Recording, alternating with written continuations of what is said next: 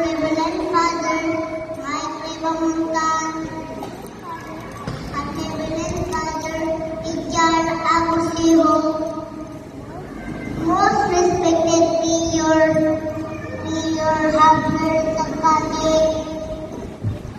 Wali Vice Mayor Dundon Everdole, Bilang Teacher Ma'am Sidi Acampado, parents, friends, and classmates.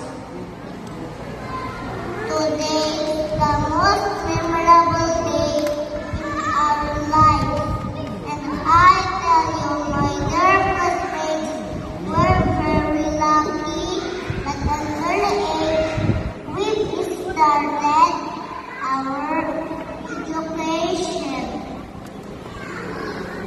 We must be thankful to our dear parents that in one way or another they tried their best to send us where we are now today. But dear classmates, we must respect